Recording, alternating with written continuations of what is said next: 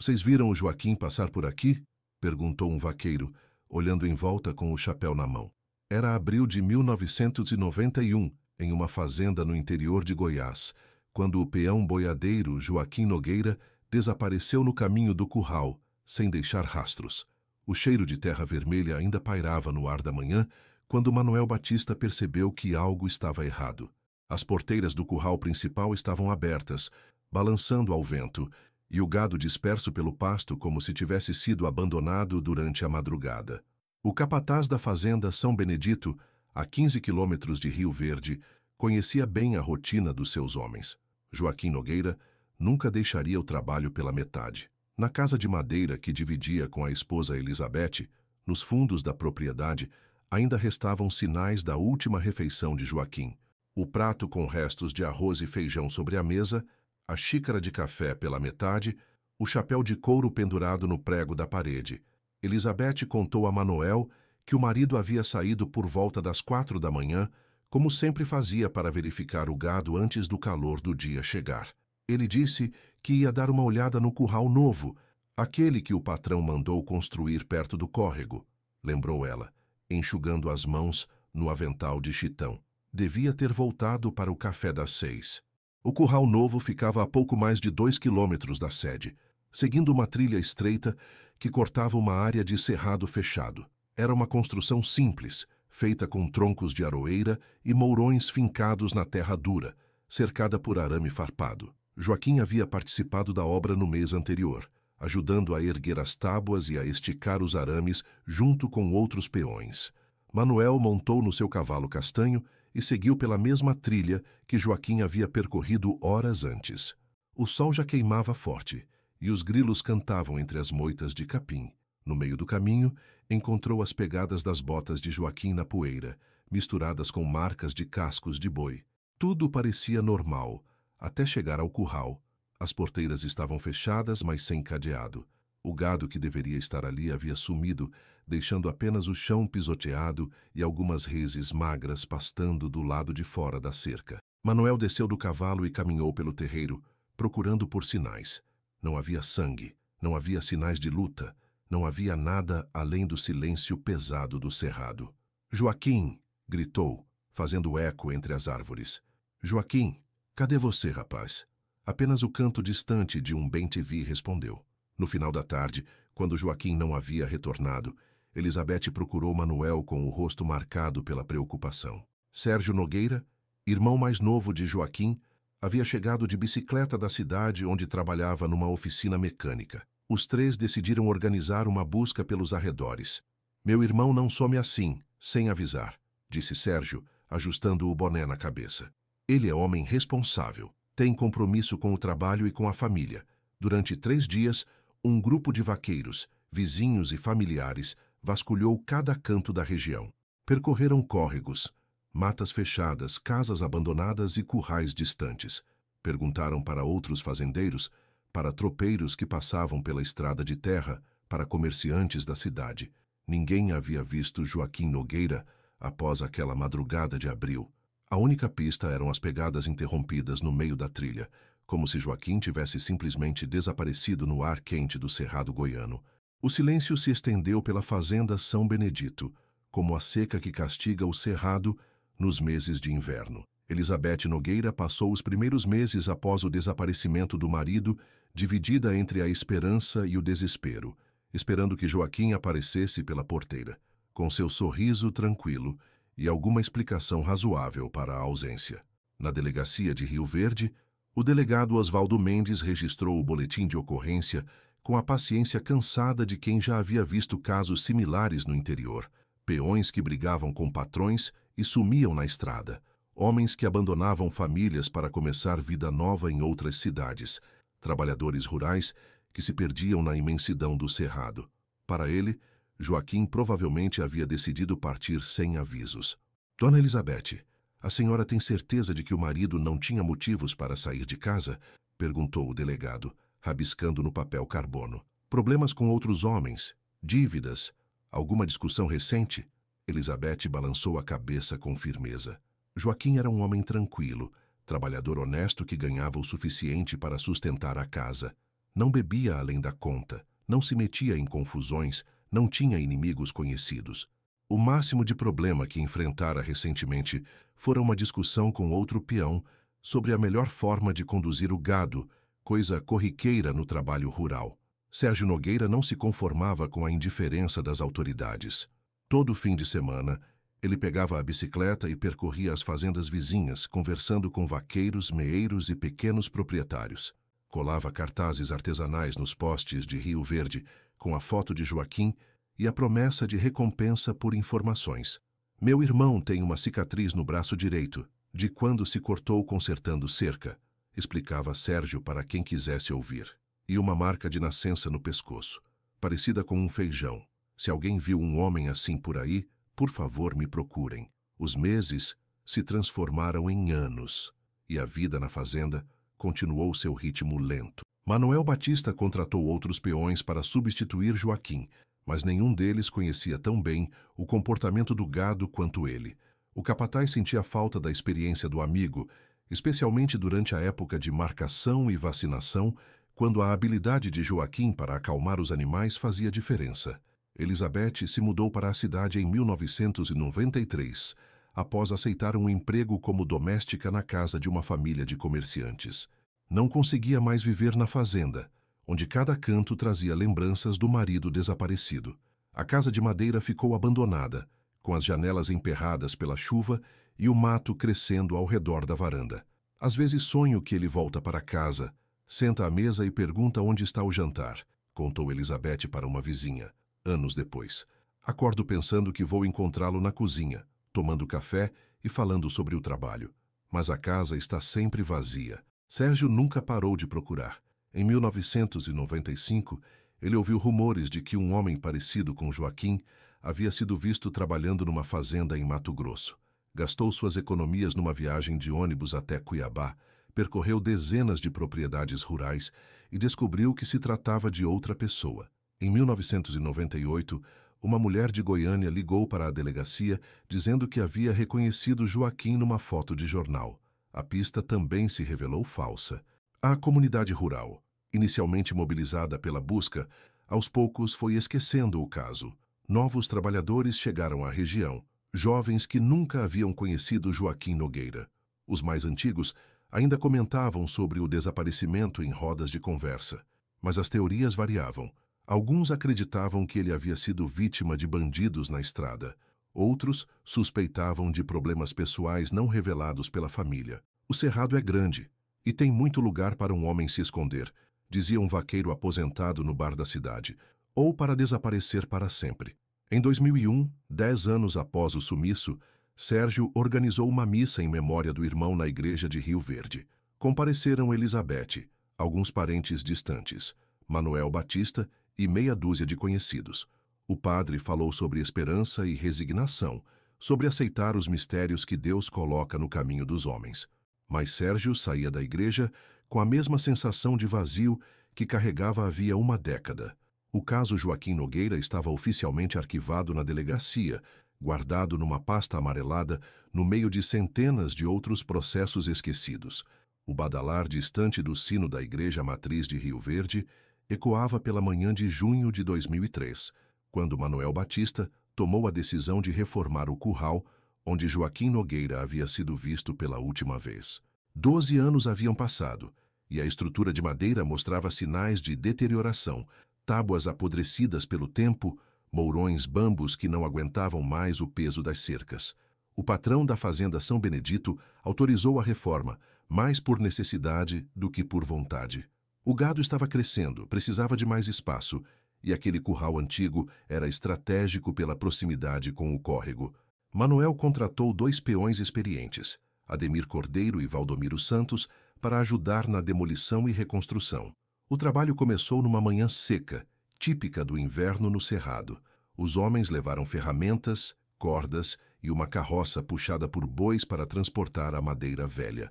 A intenção era reaproveitar as peças em melhor estado e substituir o que estivesse irrecuperável. Ademir começou a arrancar os primeiros mourões com uma alavanca de ferro, quando notou algo incomum. Um dos troncos centrais, um mourão grosso de aroeira que sustentava a porteira principal, apresentava marcas profundas na madeira. À primeira vista, pareciam cicatrizes naturais, resultado de anos expostos ao sol e à chuva. Mas quando limpou a superfície com a mão, as marcas revelaram um padrão diferente. Manuel, vem ver isso aqui, chamou Ademir, apontando para o mourão. Essas marcas não são de bicho nem de tempo. Manuel se aproximou e examinou o tronco de aroeira. As marcas eram cortes profundos, feitos com instrumento afiado, possivelmente uma faca de grande porte ou facão. Não eram riscos aleatórios. Havia um padrão deliberado, como se alguém tivesse golpeado a madeira repetidas vezes, com força e intenção. Isso aqui foi feito por gente, murmurou o capataz, passando o dedo pelas cicatrizes. E não faz pouco tempo, não. Valdomiro, que trabalhava na remoção das tábuas laterais, gritou do outro lado do curral. Tem coisa enterrada aqui embaixo. Os 3 homens se reuniram ao redor do ponto onde Valdomiro escavava com uma enxada. A cerca de meio metro de profundidade, a lâmina da ferramenta havia esbarrado em algo que não era terra nem pedra. Com as mãos, eles removeram o solo compactado e descobriram pedaços de corda grossa, do tipo usada para amarrar gado. As cordas estavam parcialmente decompostas, mas ainda preservavam a textura e a cor original. Havia pelo menos 3 pedaços diferentes, cortados em tamanhos variados, enterrados de forma aparentemente intencional. Um deles ainda mantinha um nó na extremidade, amarrado com a técnica específica que os vaqueiros usam para prender animais. Manuel sentiu um frio na barriga. Aquelas cordas não estavam ali por acaso, e os cortes no mourão não eram obra do tempo. Havia uma conexão sombria entre os 2 achados, e sua mente imediatamente voltou à madrugada de abril de 1991, quando Joaquim Nogueira desaparecera naquele mesmo local. Vocês acham que... começou Ademir, mas não terminou a frase. Os 3 homens se entreolharam em silêncio. O sol do meio-dia queimava sobre suas cabeças, mas um arrepio percorreu a pele de cada um deles. Continuaram a escavação com mais cuidado, peneirando cada punhado de terra, mas não encontraram mais nada, apenas as cordas enterradas e as marcas de faca no mourão de aroeira. Manuel guardou os pedaços de corda numa sacola de pano e decidiu interromper o trabalho.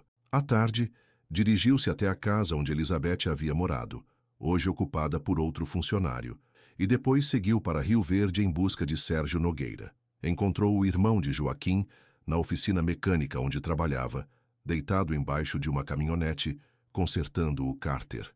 Quando Manuel contou sobre a descoberta, Sérgio saiu de debaixo do veículo com o rosto manchado de óleo e os olhos brilhando com uma mistura de esperança e apreensão. Essas cordas... eram do tipo que meu irmão usava? Perguntou, examinando os pedaços deteriorados. Iguaizinhas, confirmou Manuel. E essas marcas no mourão não estavam lá quando construímos o curral. Apareceram depois que seu irmão sumiu. Naquela noite, Sérgio não conseguiu dormir. Pela primeira vez em 12 anos, tinha em mãos algo concreto, uma pista física que comprovava que alguma coisa havia acontecido no curral. Não eram mais apenas suposições ou teorias. Eram evidências enterradas no chão seco do Cerrado Goiano. Na segunda-feira seguinte à descoberta, Sérgio Nogueira empurrou as portas da delegacia de Rio Verde, carregando a sacola com as cordas encontradas no curral. O delegado Osvaldo Mendes, agora com cabelos mais grisalhos e óculos de leitura, recebeu o rapaz com a mesma expressão cansada de 12 anos antes. Doutor, encontraram provas no lugar onde meu irmão desapareceu, disse Sérgio, colocando a sacola sobre a mesa do delegado. Cordas enterradas e marcas de faca na madeira. Isso não pode ser coincidência. Osvaldo examinou os pedaços de corda com interesse renovado. O tempo havia amarelado os fios, mas a qualidade do material e o tipo de nó sugeriam um uso rural, compatível com o trabalho de vaqueiro. As marcas no mourão, fotografadas por Manuel com uma câmera emprestada, também chamaram a atenção do policial. Vou reabrir o caso, declarou o delegado. Essas evidências merecem investigação.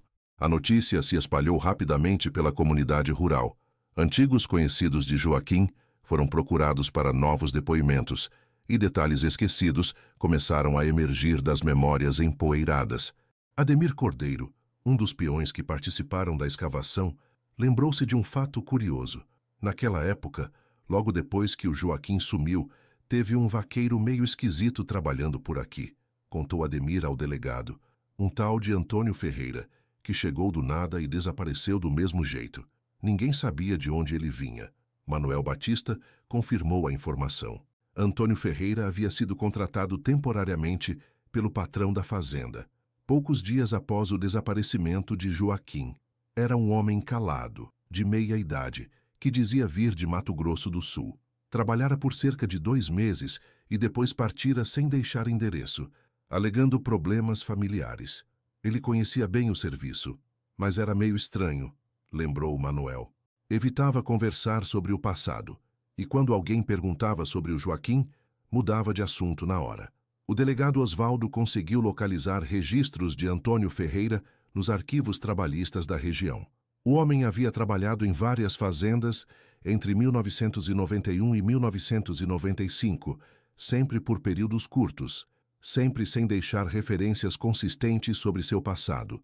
O último registro datava de uma propriedade rural em Jataí, a cerca de 100 quilômetros de Rio Verde.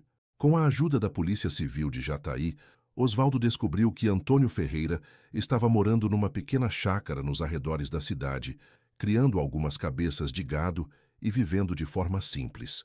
Aos 62 anos, o homem havia se tornado mais magro e curvado, mas seus olhos ainda carregavam a mesma expressão evasiva que Manuel lembrava de 12 anos antes. A prisão aconteceu numa tarde quente de agosto. Antônio estava consertando uma cerca quando os policiais chegaram. Não resistiu, não tentou fugir, mas também não disse uma palavra durante o trajeto até a delegacia de Rio Verde. No primeiro interrogatório, negou qualquer envolvimento no desaparecimento de Joaquim Nogueira. Disse que mal conhecia o rapaz, que havia trabalhado na fazenda apenas alguns meses e que não sabia de nada sobre cordas enterradas ou marcas de faca. Mas na segunda sessão de perguntas, quando Osvaldo mostrou as fotos do mourão marcado e mencionou que outras pessoas poderiam ter visto a discussão entre Antônio e Joaquim, o homem começou a se contradizer. Que discussão? Eu nem falava com ele, disse primeiro, mas você acabou de dizer que mal conhecia o Joaquim. Como pode saber que não houve discussão? Antônio ficou em silêncio por longos minutos, mexendo nervosamente as mãos sobre a mesa. Na terceira tentativa, uma semana depois, ele finalmente cedeu. Não foi uma confissão dramática ou um desmoronamento emocional. Foi uma revelação lenta, quase sussurrada, de um homem que carregava o peso do segredo há 12 anos. Nós brigamos por causa de dinheiro, começou Antônio, olhando para as mãos. Eu tinha apostado numa rinha de galo em Jataí e perdi tudo. Pedi emprestado para o Joaquim, que tinha juntado uns trocados. Ele me emprestou-se, mas eu não consegui pagar no prazo. A história continuou aos pedaços. Joaquim havia cobrado a dívida várias vezes, sempre de forma educada, mas firme. Antônio se sentia humilhado, especialmente porque outros peões sabiam do empréstimo. Na madrugada fatídica de abril de 1991, os dois se encontraram no curral para resolver a questão. Ele disse que ia contar para o capataz se eu não pagasse até o fim da semana, continuou Antônio. Eu perdi a cabeça. Peguei uma faca que estava na minha cintura e aconteceu rápido demais. Após o crime, Antônio usou as próprias cordas de trabalho para amarrar o corpo, enterrou-o numa cova improvisada, longe do curral, e golpeou o mourão de aroeira em desespero, tentando apagar as marcas de sangue que haviam respingado na madeira. As cordas usadas ficaram manchadas e ele decidiu enterrá-las também, com medo de que alguém desconfiasse. Onde está o corpo? Perguntou o delegado. Antônio indicou um local a cerca de 3 quilômetros do curral, numa área de cerrado fechado, que hoje fazia parte de outra propriedade. A escavação, realizada uma semana depois, confirmou a confissão. Os restos mortais de Joaquim Nogueira foram encontrados exatamente onde Antônio havia indicado. O cemitério de Rio Verde nunca havia recebido um enterro tão concorrido quanto o de Joaquim Nogueira em setembro de 2003. 12 anos após seu desaparecimento, dezenas de pessoas compareceram para dar o último adeus ao vaqueiro que finalmente voltara para casa. Elizabeth, agora com cabelos grisalhos e rugas marcadas pelo tempo de espera, chorou lágrimas que misturavam tristeza e alívio. Sérgio Nogueira segurava o caixão junto com Manuel Batista, Ademir Cordeiro e outros homens que haviam conhecido Joaquim nos tempos da fazenda. O sol de setembro queimava sobre o cerrado, mas uma brisa suave balançava as folhas dos ipês que enfeitavam o cemitério. Meu irmão pode finalmente descansar em paz, disse Sérgio durante o velório, e nós podemos finalmente parar de procurar. Antônio Ferreira foi condenado a 16 anos de prisão por homicídio. Durante o julgamento, demonstrou arrependimento sincero, mas o juiz considerou que o longo período em que ocultou o crime agravava sua situação. Elizabeth assistiu ao julgamento em silêncio, sem demonstrar raiva ou desejo de vingança. Não consigo odiar esse homem, ela disse à saída do fórum. Ele também carregou esse peso por 12 anos. Deve ter sofrido do jeito dele. A Fazenda São Benedito construiu o novo curral em outro local, por respeito à memória de Joaquim. O antigo mourão de Aroeira, com suas marcas profundas, foi preservado por Manuel Batista, que o transformou numa pequena cruz e a colocou no lugar onde o amigo desaparecera. Com o passar dos meses, a vida na região voltou ao ritmo normal. Os peões continuaram tocando o gado. As estações se sucederam com suas chuvas e secas características do cerrado, e novas histórias começaram a ser contadas nos botecos de Rio Verde. Mas a história de Joaquim Nogueira permaneceu viva na memória coletiva. Elizabeth nunca se casou novamente. Guardou as roupas e objetos pessoais do marido numa mala, que abria de vez em quando para sentir o cheiro dele, ainda impregnado no tecido. Aos domingos, visitava o túmulo enfeitado com flores do cerrado e conversava baixinho, contando sobre os acontecimentos da semana. Sérgio continuou trabalhando na oficina mecânica, mas desenvolveu o hábito de percorrer as fazendas da região nos fins de semana, não mais procurando o irmão, mas conversando com vaqueiros e ajudando famílias de trabalhadores rurais. Sabia que existiam outros casos de desaparecimento no interior, outras famílias vivendo com a mesma angústia que ele havia conhecido. A gente nunca pode desistir, dizia ele para quem queria ouvir. Por mais tempo que passe, sempre tem uma chance de descobrir a verdade. Manuel Batista se aposentou em 2005 e comprou um pequeno sítio onde criava galinhas e plantava milho. Mas toda vez que passava pelo local onde ficava o antigo curral, fazia questão de parar e observar a pequena cruz de Aroeira. Para ele, aquele lugar guardava mais do que a memória de um amigo. Guardava a lição de que alguns segredos são pesados demais para serem carregados sozinhos. O caso Joaquim Nogueira se tornou referência para outras investigações de desaparecimento na região. O delegado Oswaldo Mendes, motivado pelo resultado positivo, começou a reabrir arquivos antigos e a dar mais atenção para casos considerados sem solução. Descobriu que pequenas evidências físicas, quando examinadas com paciência e método, podiam revelar verdades enterradas há décadas. Na Escola Rural de Rio Verde, o professor de História começou a usar a história de Joaquim como exemplo de perseverança familiar e importância da investigação cuidadosa. As crianças ouviam fascinadas sobre o vaqueiro que desapareceu numa madrugada e só foi encontrado quando os mourões do curral foram trocados, 12 anos depois. Às vezes a terra guarda segredos por muito tempo, explicava o professor, mas um dia ela sempre conta a verdade.